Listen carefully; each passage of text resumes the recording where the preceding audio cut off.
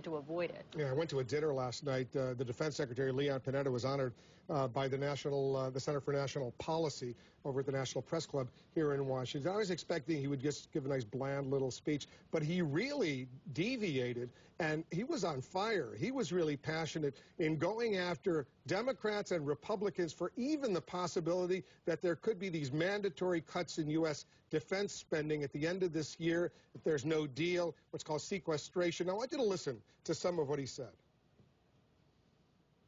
I'm always asked in the Congress, well, have you looked at sequester and tried to plan for it? I said, I can't plan for something that was designed to be crazy.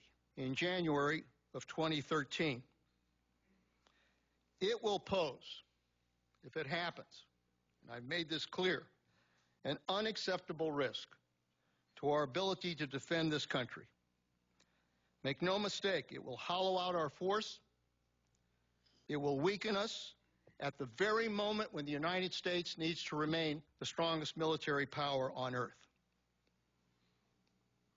It would virtually double the cuts in the defense area.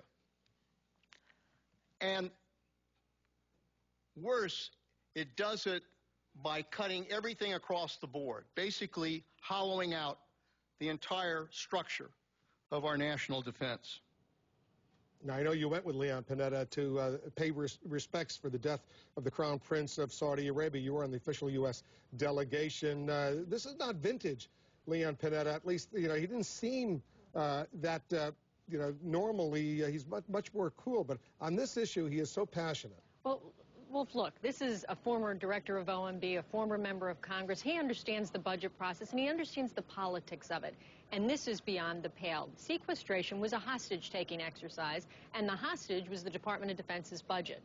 And now we're getting up to the deadline. It shouldn't surprise anybody that the hostage is angry and speaking out and resents being used as leverage in this, what has become a political game.